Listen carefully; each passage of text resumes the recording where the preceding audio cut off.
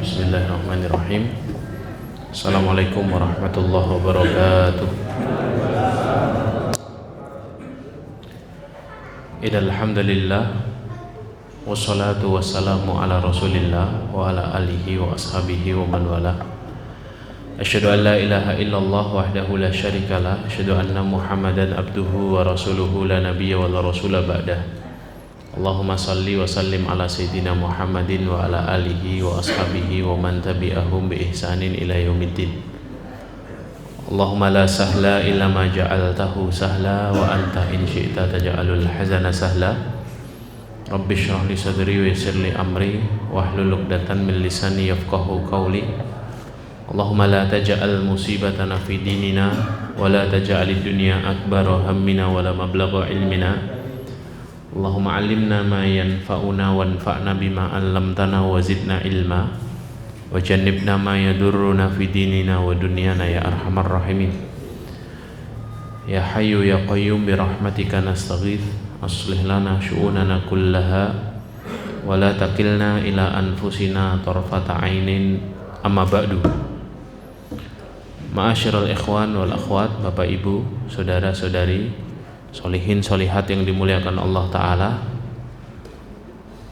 Alhamdulillahirabbil alamin. Mari kita bersyukur kepada Allah Subhanahu wa Ta'ala atas nikmat dan karunia yang Allah limpahkan untuk hidup kita, sehingga salah satu nikmat yang penting sekali untuk kita syukuri adalah Allah mudahkan langkah kita kembali hadir dalam amalan-amalan ketaatan yang Allah tetapkan buat kita, yaitu sholat maghrib berjamaah dan amalan-amalan sunnah yang telah Allah syariatkan. Di antaranya adalah menunggu waktu sholat berikutnya dari waktu sholat yang pertama.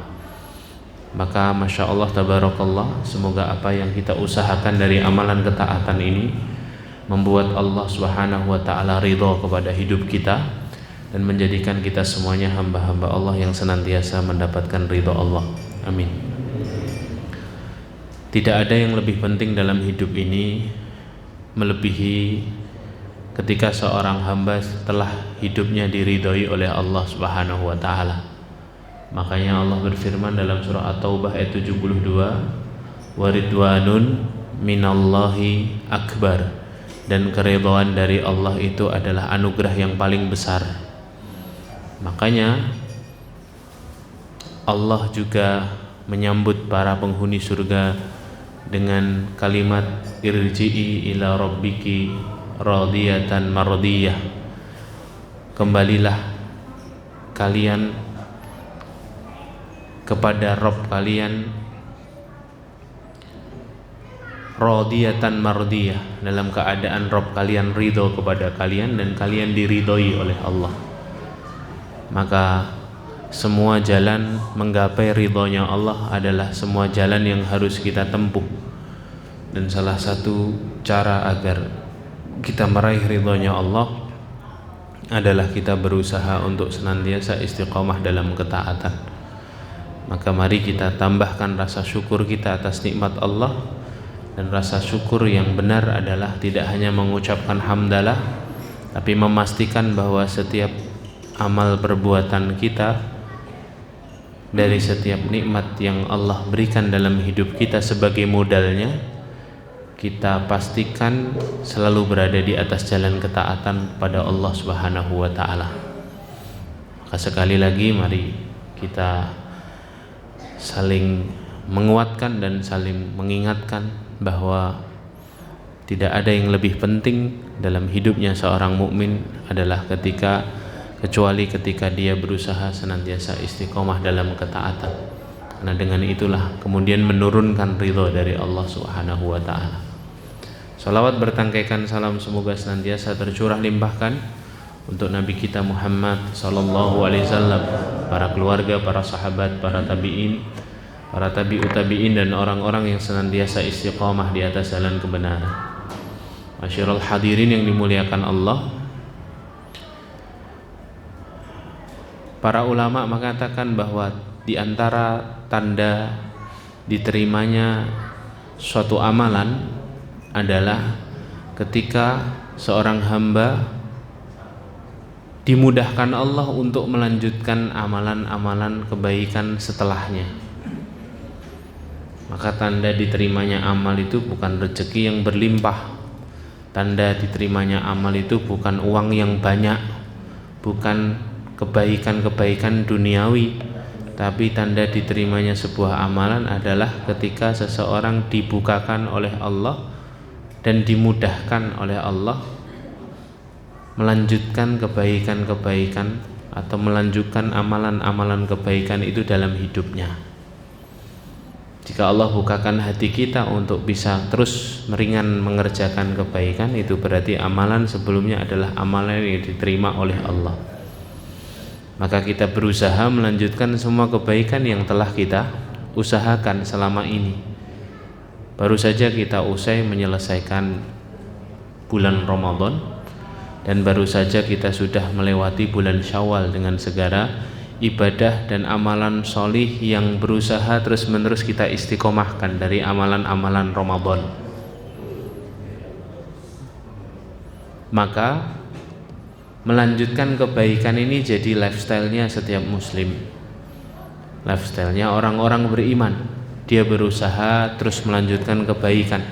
Sampai kapan? Sampai Allah yang meminta dia berhenti. Tidak ada pilihan untuk tidak melanjutkan kebaikan. Kalau boleh disebutkan, ada 7 alasan mengapa kita harus melanjutkan kebaikan. Dan ketujuhnya ini adalah alasan yang sering diutarakan oleh para ulama ketika membahas mengapa kita harus terus-menerus melanjutkan kebaikan.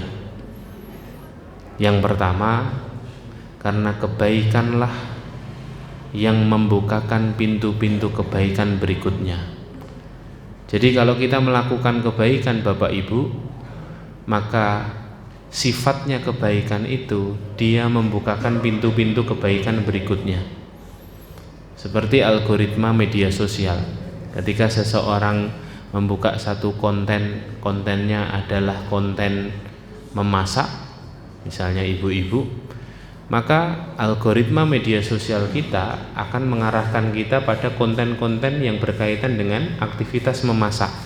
Semuanya marketplace akan mensugestikan kita, menawarkan kepada kita tentang alat-alat masak, bumbu-bumbu masak.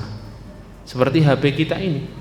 Ketika di antara kita ini adalah orang yang gemar dengan olahraga bola, atau kita ini orang yang penikmat pertandingan bola, maka semua konten itu akan diarahkan kepada konten-konten bola. Bukan demikian? Iya. Kebaikan juga sama Bapak Ibu. Ketika kita membuka satu pintu kebaikan, maka Allah akan bukakan pintu-pintu kebaikan yang lain. Kenapa? Karena memang begitulah sifat kebaikan. Contoh kata kebaikan yang kita buka pada malam hari ini. Misalnya kita datang sholat maghrib, ternyata Allah bukakan pintu kebaikan yang lain. Oh, ternyata ada pengajian, dibukakan pintu pengajian. Saya yakinnya ada tadi di antara kita yang kesini hanya untuk sholat maghrib. Tapi kemudian, oh ternyata dilanjut kajian sampai isya toh. Oh, tidak lama lah, insya Allah setengah jam. Ya sudahlah, saya duduk sejenak untuk ikut kajian. Yang tadinya dia kesini hanya untuk sholat maghrib, ternyata fulan ini akhirnya ikut pengajian. Tidak hanya ikut pengajian, dia mendapatkan kebaikan bermajlis ilmu. Selain bermajlis ilmu, dia mendapatkan ilmu, dia menyimak ilmu. Tidak hanya itu, kadangkala ketika dia menemukan ilmu yang baru, dia mencatatnya. Bisa dengan buku catatan, bisa dengan HP, bisa dengan yang lainnya. Karena majlis ilmu itu sendiri pahalanya sendiri, menyimak ilmu itu pahalanya sendiri, mencatat ilmu itu pahalanya sendiri, Pak. Kata Rasulullah, Pak, qayyidil ilma bil kitab. Ikatlah ilmumu dengan tulisan. Perintah. Berarti kalau perintah jadi amalan. Kalau ada perintah berarti bernilai pahala kalau dikerjakan. Tidak hanya menulis, bahkan kalau ada sesi tanya jawab, dia mendapatkan pahala bertanya. Fas'alu ahla dzikri in kuntum la ta'lamun, kata Allah. Tanyakan kepada yang tahu kalau kamu tidak tahu ilmunya. Tidak hanya itu, dia mendapatkan pahala silaturahim, dibukakan pintu silaturahim, saling bertegur sapa dengan kanan kirinya. Bahkan tidak hanya itu, dia mendapatkan pahala makan makanan paling halal di atas muka buminya Allah. Ini makanan ini Pak, harus habis Pak. Kenapa? Ini makanan yang paling halal di dunia Pak. Kenapa? Karena disadur dari hartanya kaum muslimin yang diniatkan untuk para penuntut ilmu. Makanan yang disiapkan masjid itu makanan paling halal Pak, insya Allah. Dapat pahala menghadiahi saudaranya. Belum lagi ketika kita bertatap muka, kita melempar senyuman untuk saudara kita, dapat pahala senyum, dapat pahala sabar. Ada loh Pak yang tidak sabar untuk duduk sejenak, untuk kemudian menyimak ilmu yang disampaikan. Jadi kita ini menggabungkan dua amalan sejatinya Pak, sholat dan sabar. Ngaji ba'da maghrib sampai isya ini sholat dan sabar Pak. Dan sholat dan sabar itu wasilah untuk mendapatkan pertolongan. Apa kata Allah? Al-Baqarah 45, wasta'inu bis-sabri wassalah.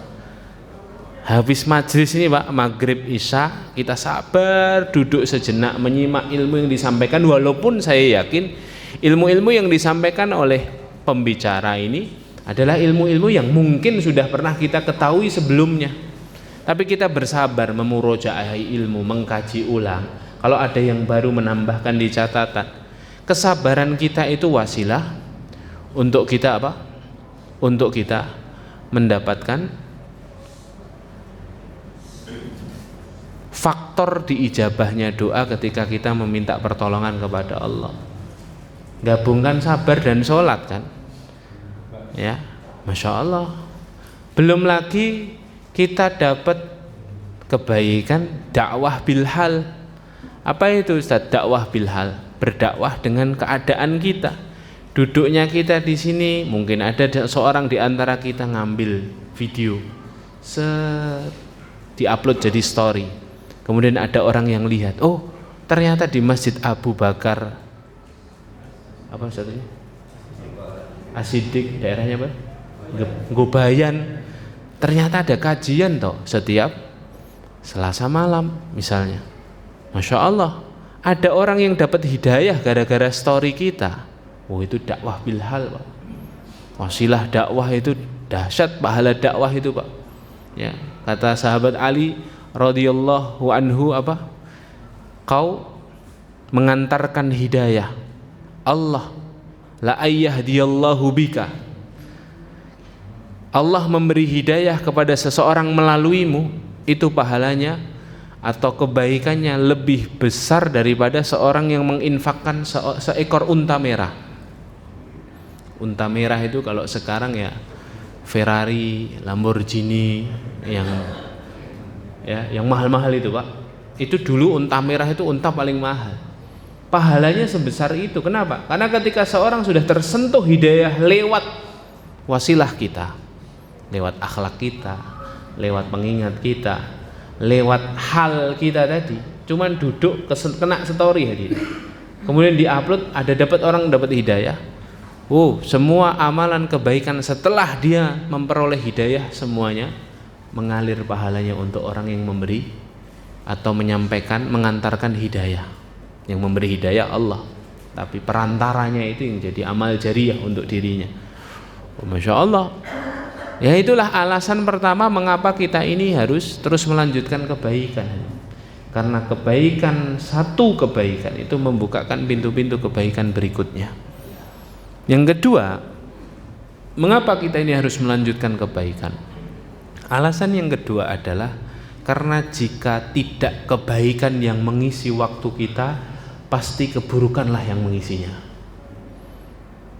Hidup kita ini kan antara kanan dan kiri saja Pak, hitam dan putih, pahala dan dosa, surga dan neraka, ridho Allah atau murka Allah. Tidak ada pilihan ketiga Pak. Stuck, tidak dapat pahala, tidak dapat dosa, itu tidak ada Pak. Golput itu tidak ada dalam syariat. Sak golputnya orang tuh mesti dia berpihak kalau ndak ke 01, 02. Kadang-kadang 03. Ya, iya kan? Mesti ada keberpihakan. Dan keberpihakan kita kepada kebenaran itu dihitung sama Allah, Pak. Sebagaimana keberpihakan kita kepada keburukan itu juga dihitung oleh Allah. Makanya kemudian ketika kita berpihak kepada kebenaran, waktu kita habis untuk perkara-perkara yang positif, itulah jawaban mengapa kita harus melanjutkan kebaikan. Karena kalau kita tidak lanjutkan kebaikan-kebaikan ini, pasti keburukan-keburukan yang akan mengisi, Pak. Setan punya peluang besar menggelincirkan kita. Kita hidup di akhir zaman hari ini, dikepung sama dosa dan maksiat kita ini. Buka HP saja kadang kita maksiat, tidak sengaja ngelihat aurat. Kita loh buka YouTube, Pak, ngetik di kolom searching Ustadz Adi Hidayat, Ustadz Abdus Somad, atau ustadz-ustadz favorit kita lah. Baru klik joget dulu 15 detik kita, Pak. Iklan kan, wanita buka aurat, trading, pinjol, ya kan, judi online. Masya Allah, tidak kita sengaja itu. Dan kita ini mau dengerin tausiah, Pak, mau dengerin ilmu, joget dulu 15 detik. Itulah jawaban mengapa ada ulama yang berfatwa wajib hukumnya pengguna YouTube harus beli YouTube Premium, paket YouTube Premium yang tanpa iklan, Pak. Wajib. Itu ada ulama, banyak, Pak, ulama yang berfatwa dengan itu. Dalam rangka apa? Meminimalisir dosa mata. Belum bicara soal pekerjaan. Hari ini muncul jenis-jenis pekerjaan yang kita belum tahu hukumnya ini halal atau haram. Belum kalimat-kalimat syubhat. Lah Ustaz, sekarang nyari harta haram aja sulit, Ustaz, apalagi halal. Itu kan syubhat itu, Pak. Perkataan-perkataan yang membingungkan itu. Oh iya juga ya. Ya udahlah. Ini kondisi darurah. Akhirnya gitu ya. Darurah, masih bisa makan enak. Mampir masjid aja kita dapat makanan sekarang. Darurah gimana? Mampir masjid, Pak. Ada Senin barokah, Selasa barokah, Jumat barokah. Barokah terus kita ini, Pak. Gitu sudah bicara darurah. Ustaz, ad-darurah tubihul mahdurah. Apa itu, Pak? Darurat memperbolehkan yang tidak boleh, Ustaz. Ngawur ya. Loh, kayak gitu hadirin ya. Jadi kita ini dikepung dosa, Pak. Kalau kita tidak mengisi hidup kita dengan kebaikan, pasti keburukan yang akan mengisinya. Apa kata Allah? Fariqun fil jannah wa fariqun fis sa'ir, kata Allah. Orang itu di akhirat cuman dibagi dua. Fariqun, satu kelompok masuk surga, wa fariqun fis sa'ir, satu kelompok masuk neraka. Tidak ada yang di antara surga dan neraka itu, tidak ada, Pak. Bahkan dalam surah Al-A'raf disebutkan nanti ada ashabul a'raf. Apa itu ashabul a'raf? Orang yang bergentayangan atau orang yang gantung, Pak. Orang yang tidak jelas surga nerakanya karena imbang tuh antara amal solih sama dosanya imbang, sehingga dia diletakkan Allah di sebuah tempat namanya A'raf, antara surga dan neraka. Nasib orang ini gimana? Ya sama, hadirin. Nasib mereka itu nanti kalau tidak surga neraka, tahta masyiatillah, tergantung kehendak dan kebaikannya Allah kepada dirinya. Jadi tidak ada kondisi ketiga, itu tidak ada. Para ulama itu mengatakan hukum itu ada 5, Pak. Wajib, sunnah, yang tengah-tengah apa? Mubah, makruh, haram. Yang disepakati para ulama itu 4, Pak. Wajib, perkara wajib itu sepakat ulama. Perkara sunnah sepakat ulama. Wajib itu kalau dikerjakan dapat pahala, kalau tinggalkan dapat dosa. Kalau sunnah itu dikerjakan pelakunya dapat pahala, tidak dikerjakan rugi. Ya, rugi, bukan nggak apa-apa ya, tapi rugi kan? Karena kita banyak cacatnya di wajib ini, perlu penyempurna namanya sunnah. Kalau mubah itu definisinya cuma boleh gitu saja. Makruh ditinggalkan dapat pahala, dikerjakan rugi. Haram ditinggalkan dapat pahala, dikerjakan dosa.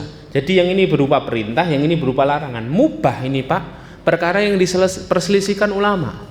Kalau 4 yang pertama ini para ulama sepakat tuh, perkara itu ada dalam Al-Quran maupun As-Sunnah. Tapi kalau yang ini mubah, para ulama berselisih. Sebagian ulama mengatakan hukum mubah itu tidak ada, Pak. Hukum itu yang 4 tok. Yang ini tidak ada. Kenapa ini tidak ada?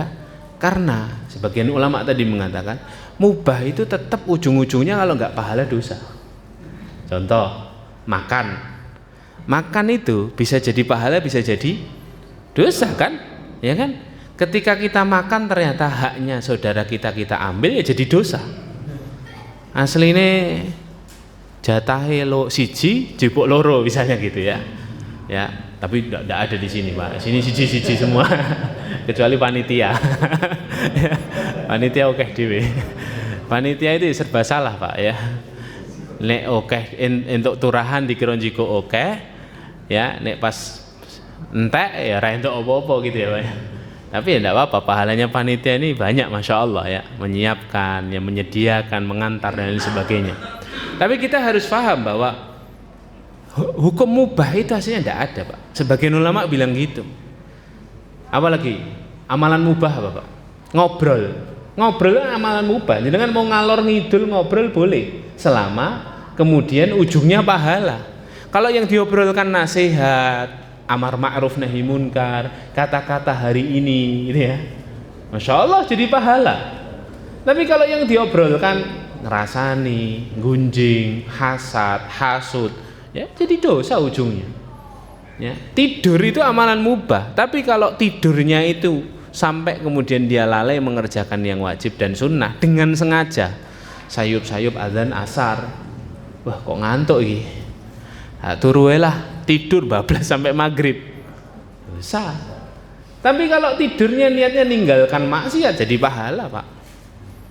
Saya tak tidur awal waktu karena kalau saya bangun peluang maksiatnya besar, misalnya begitu di malam hari. Dalilnya apa, Ustaz? Ashabul Kahfi. Iya kan? Surat Al-Kahfi awal-awal itu kan, kisah pertama dari surat Al-Kahfi itu kan ceritakan tentang 7 orang pemuda yang apa? Ditidurkan Allah agar terhindar dari maksiat kan, karena raja tirani memaksa mereka untuk kafir kan, bersembunyi dalam gua tidur. Sama, tidur itu ketika diniatkan meninggalkan maksiat ujungnya pahala, karena taat itu kan tidak hanya mengerjakan perintah, meninggalkan maksiat itu juga taat. Maka ma'asyiral hadirin, ini alasan kedua, kembali ke poin kita ya.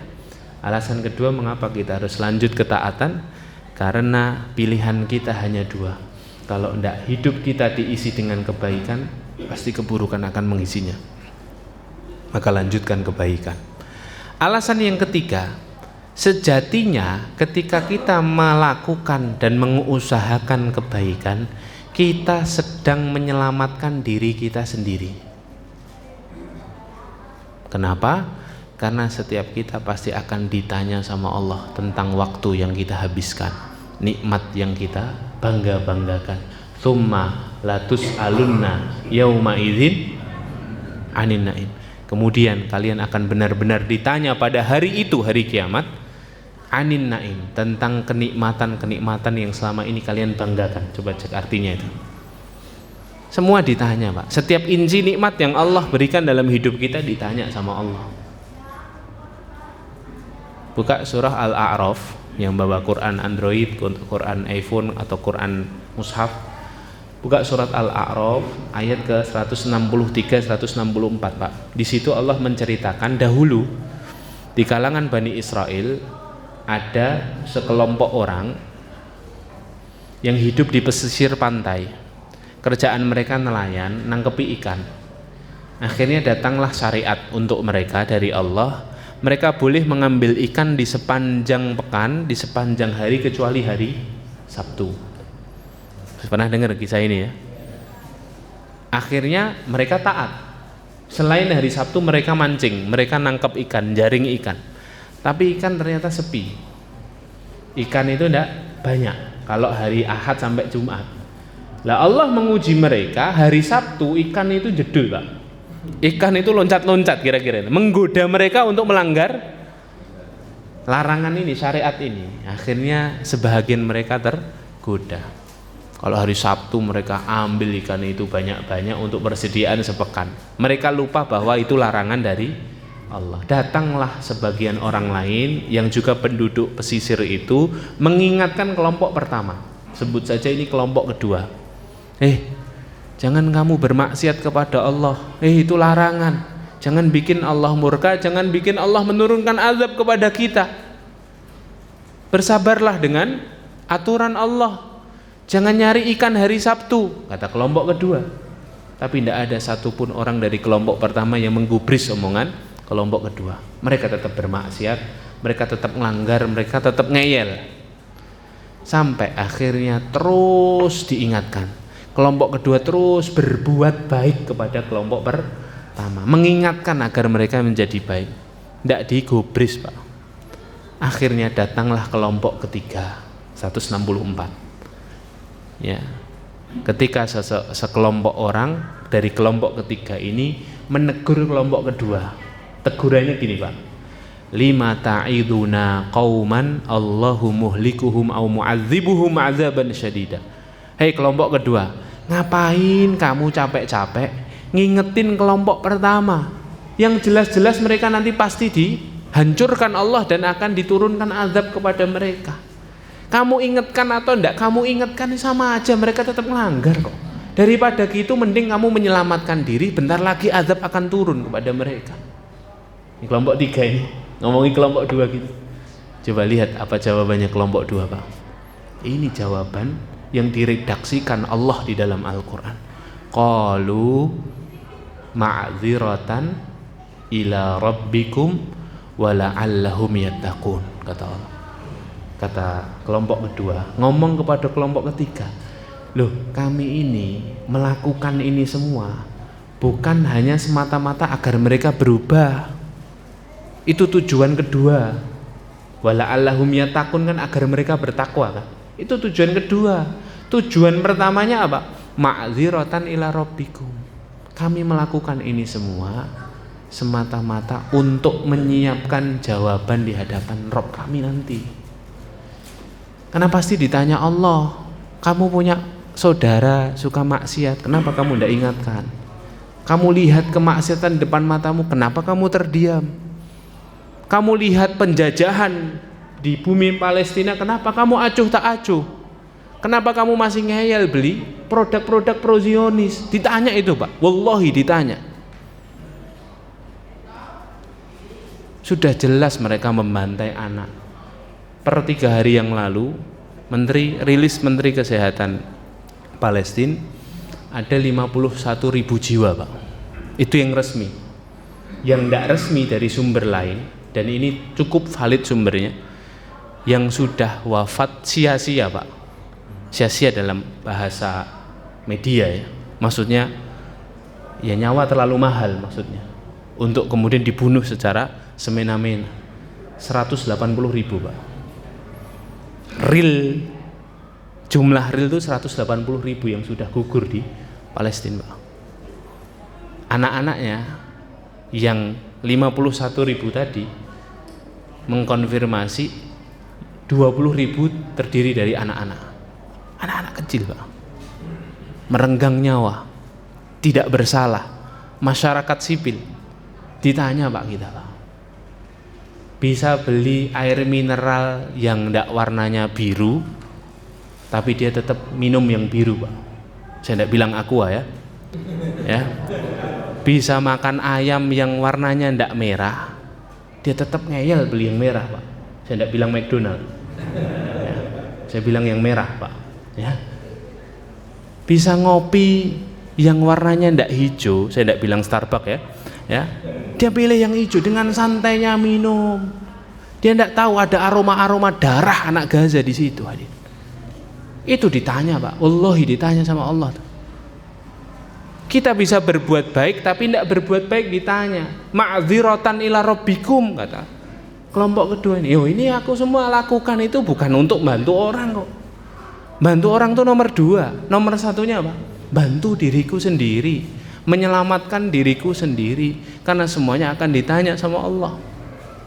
Ini kalau saya boleh jabarkan lagi, Pak. Dalam Sahih Bukhari itu ada hadis qudsi, bunyinya begini, Pak. Allah akan berfirman kepada kita semuanya, akan menanyai kita di hari hisab. Pertanyaannya gimana? Pertanyaannya begini, ya ibadi, inni marid, wahai hambaku, aku sakit. Kenapa kau tidak menjengukku, kata Allah. Hamba ini bingung, loh Allah kok sakit? Akhirnya hamba ini bilang apa? Ya Rabbi, kaifa tamrad, kaifa maritta, bagaimana engkau sakit ya Allah? Wa anta Rabbul Alamin, sedangkan kau adalah Rabbul Alamin, gimana kau bisa sakit ya Allah? Apa kata Allah? Tidakkah kau ingat dulu ketika kau hidup di dunia, ada saudaramu sakit dan kau tidak menjenguknya padahal aku ada di sisinya. Ya ibadi inni ja'i, kata Allah, wahai hambaku, aku dulu lapar, kenapa kau tidak memberiku makan?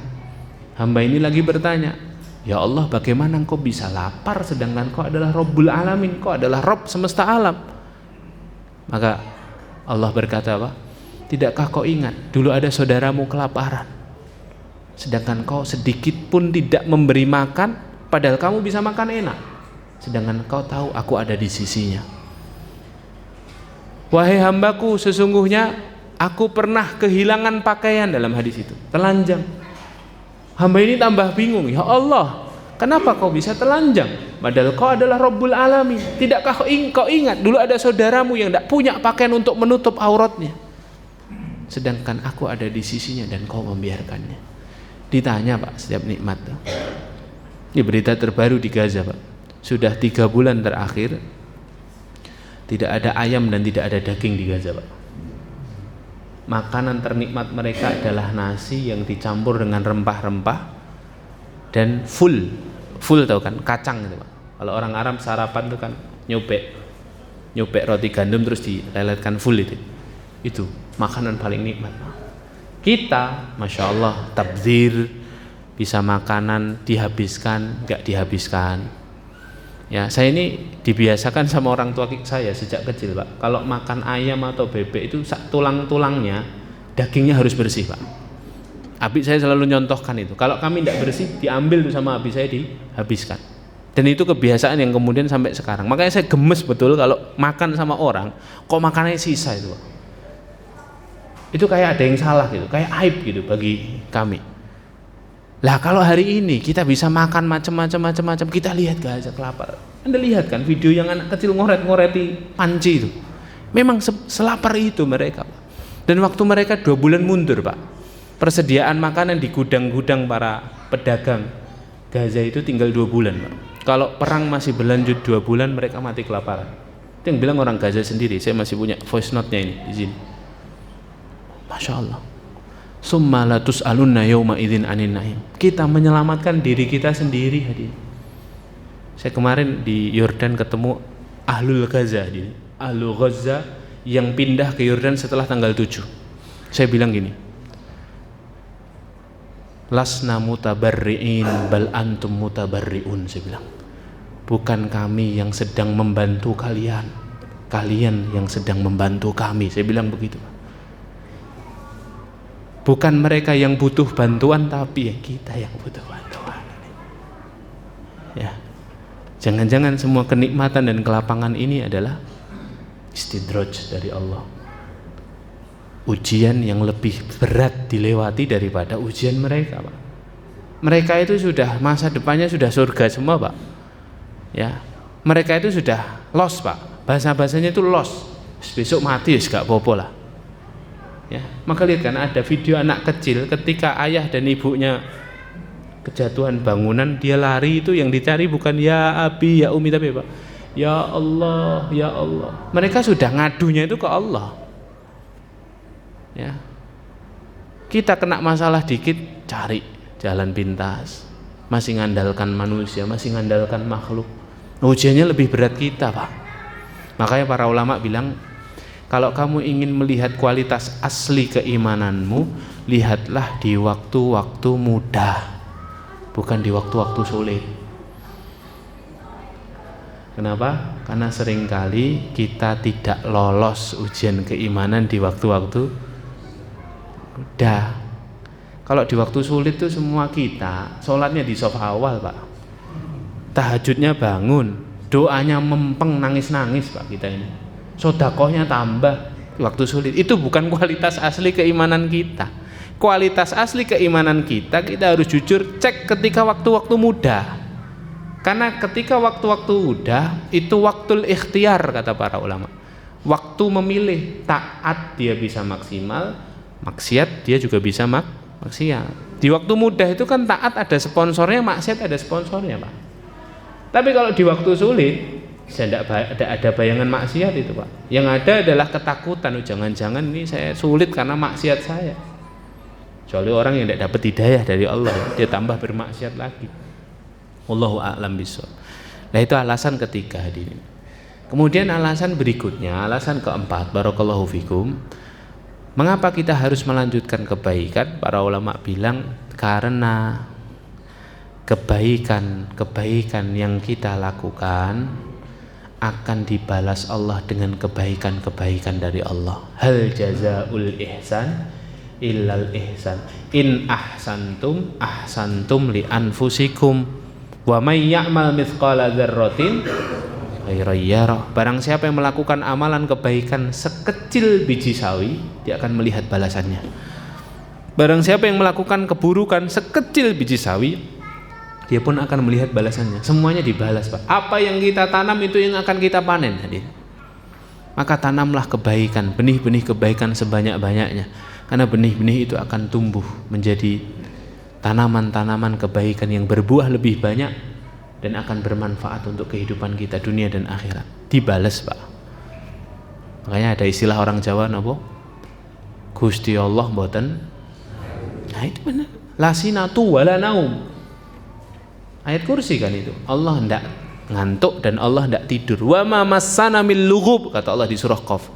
Dan kami sama sekali tidak merasa kelelahan, kata Allah. Allah itu kan bukan hanya khalik, Pak.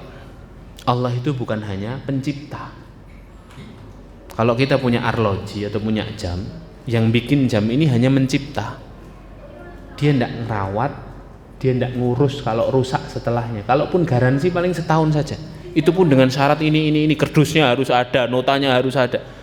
Nah, ini kerdusnya hilang nggak bisa garansi, Pak. Iya kan? Tapi Allah ketika menciptakan makhluknya, Allah merawatnya, Allah mengurusnya. Wa ma massana mil lughub, dan kami sama sekali tidak merasa kelelahan. Kulla yaumin huwa fi sya'an, dalam surah Ar-Rahman. Setiap hari kami sibuk mengurus hamba. Allah sibuk mengurus hamba. Ya. Lah makanya alasan yang keempat mengapa kita ini harus melakukan kebaikan, karena tidak ada balasan kebaikan yang lebih pantas kecuali kebaikan itu sendiri. Hal jazaul ihsani illal ihsan, kata Allah. Pasti dibalas, Pak. Kalau di dunianya dipending, pasti di akhiratnya banyak. Ya. Maka teruslah berbuat baik, karena berbuat baik itu seperti orang yang menanam. Pasti dia akan memanen. 4. Yang kelima, mengapa kita harus melanjutkan kebaikan? Karena kebaikan-kebaikan yang kita lakukan itu menghapus dosa, Pak. Yo kan, ngapus dosa bisa taubat, Ustaz. Iya, ngapus dosa bisa taubat. Ngapus dosa bisa dengan istighfar, Ustaz. Iya, ngapus dosa bisa dengan istighfar. Tapi apa kita jamin setiap taubat dan istighfar kita itu semuanya taubat yang nasuha dan istighfar yang benar-benar khusyuk? Yang kedua, tapi apa kita jamin dosa yang kita taubati dan dosa yang kita istighfari, dosa kita hanya itu saja? Kan kadang ada dosa-dosa yang tidak kita sengaja lakukan. Kita nyeletuk apa, ternyata saudara kita tersinggung. Ya, kita niatnya baik, ternyata itu mendolimi orang lain tanpa kita sadari. Kita perlu layer kedua, dia. Perlu lembaran kedua setelah taubat dan istighfar, namanya apa? Amal soleh, Pak.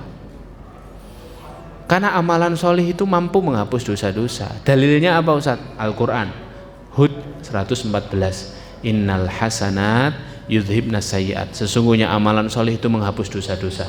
Hadis, wa adbi sayyiatal hasanata tamhuha.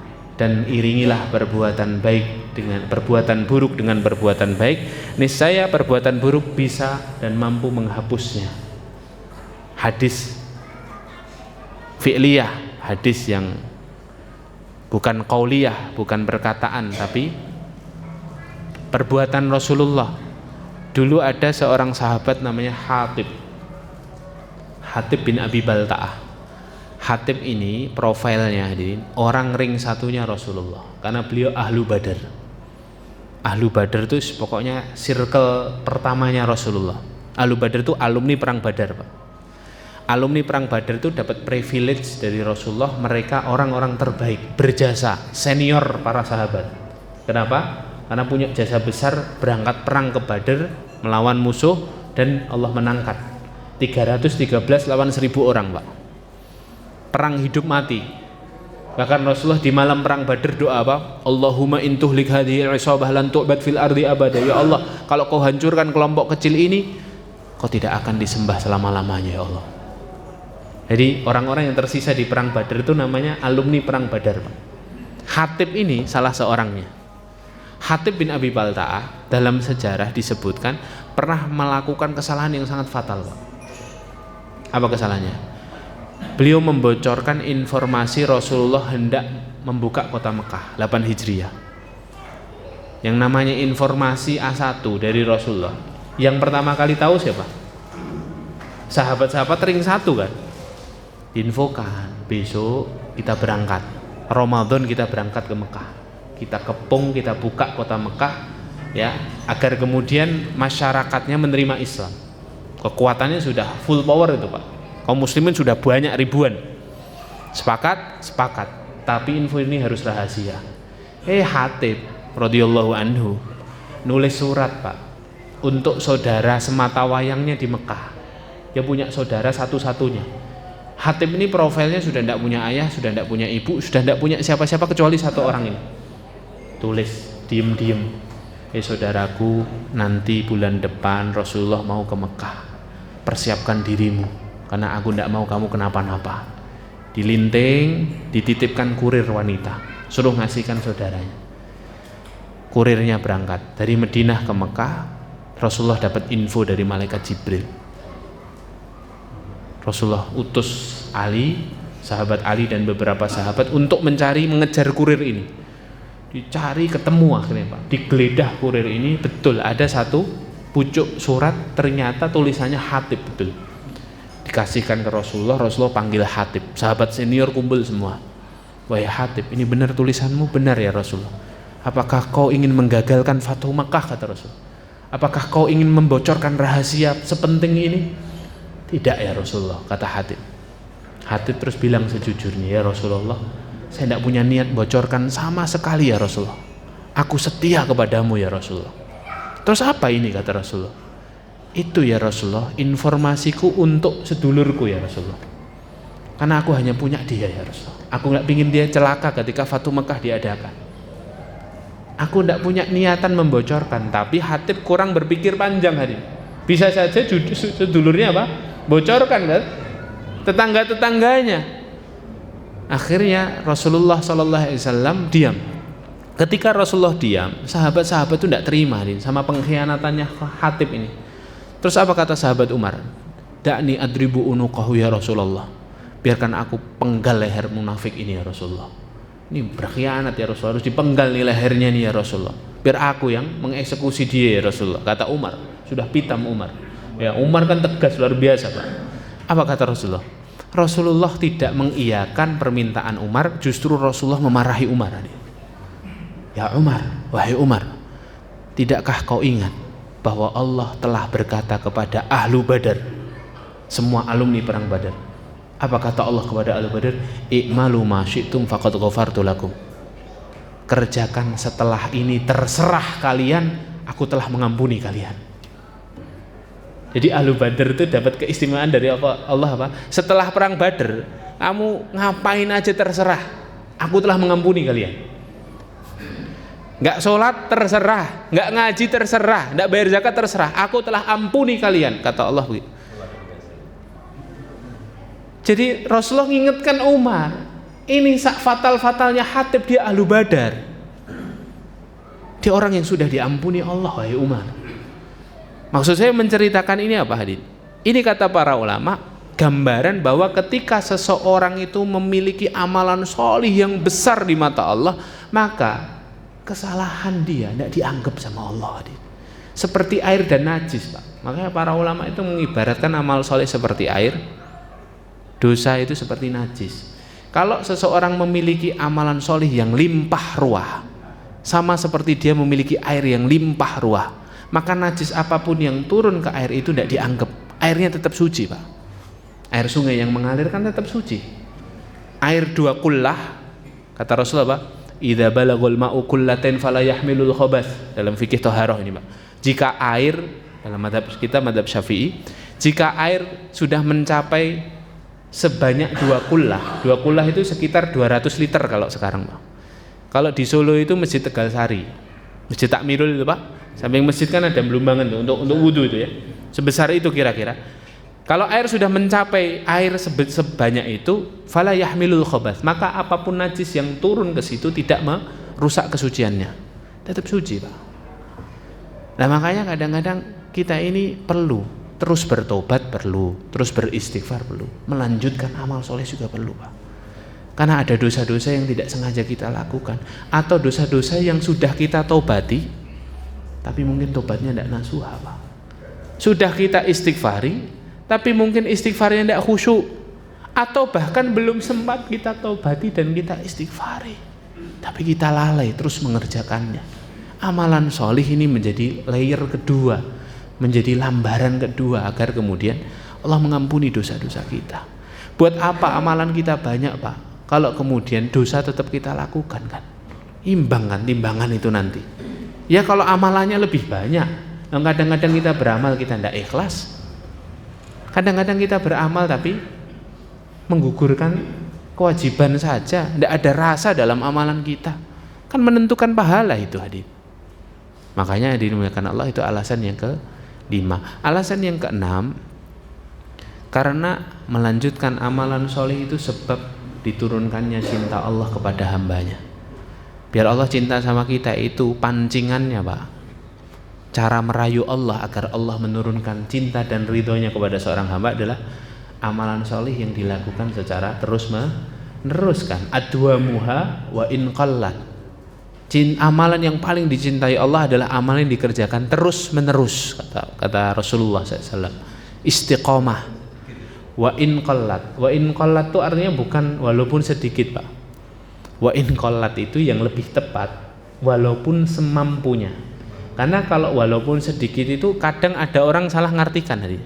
Dia mampu sedekah 20.000, gara-gara hadis ini diartikan walaupun sedikit, wis tak 2000 aja lah. Bisa untuk 10 hari kan naik 2000. Padahal dia mampu 20.000. Wa in qallat itu diartikan walaupun semampunya, karena kadang ada satu orang yang mampunya 20.000 ketika yang lainnya 100.000 gitu loh. Ya sudah, 20.000 itu apik, sing penting terus menerus. Daripada 100.000 ikut-ikutan yang lain tapi bisanya cuma sehari gitu loh. Nah itu walaupun semampunya, wa in qallat itu makna yang lebih tepat ya. Walaupun secara bahasa qallat itu artinya sedikit, Pak. Masya Allah, tabarakallah. Itu alasan yang ke-6. Yang terakhir, hadirin muliakan Allah, mengapa kita harus melanjutkan kebaikan? Karena kita ini diberi Allah waktu tapi kita tidak diberitahu batas waktu kita. Waktu terus berkurang, hadirin, dan kita tidak tahu batasnya. Bisa 45, bisa 50, bisa 55, bisa 60, bisa 75, atau bahkan mungkin 35 sudah selesai batasnya, ajalnya tiba. Dan waktu kita tidak tahu tinggal berapa, tapi yang jelas waktu kita terus berkurang. Tidak ada pilihan untuk keburukan, yang ada pilihan untuk kebaikan. Wa ma tadri nafsun bi ayyi ardin tamut, surat 31 ayat 34. Tidak ada satupun jiwa yang tahu di bumi mana dia meninggal. Seperti wa ma tadri nafsun madza taksibu ghoda, seperti tidak ada satupun jiwa yang tahu rezekinya besok pagi.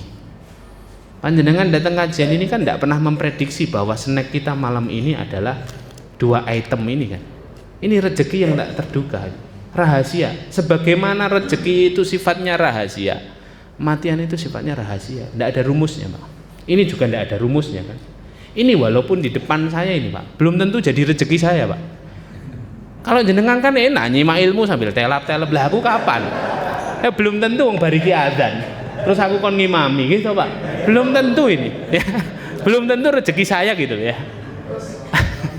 Artinya gitu, Pak. Kematian juga gitu, tidak ada rumusnya, hadirin. Ya. Mati itu kan syaratnya tidak tua, mati tidak syaratnya tidak sakit, gitu ya.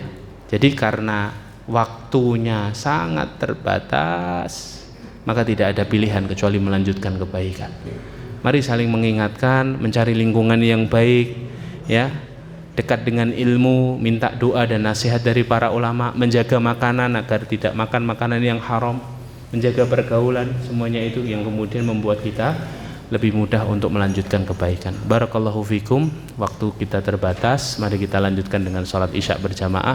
Aqulu qouli hadza, astaghfirullahu li wa lakum wa lisairil muslimina wal muslimati min kulli dzamb fastaghfiruh innahu kana barrar rahima. Kita tutup dengan bacaan kafaratul majlis. Subhanakallahumma bihamdika asyhadu an la ilaha illa anta astaghfiruka wa atubu ilaik. Assalamualaikum warahmatullahi wabarakatuh.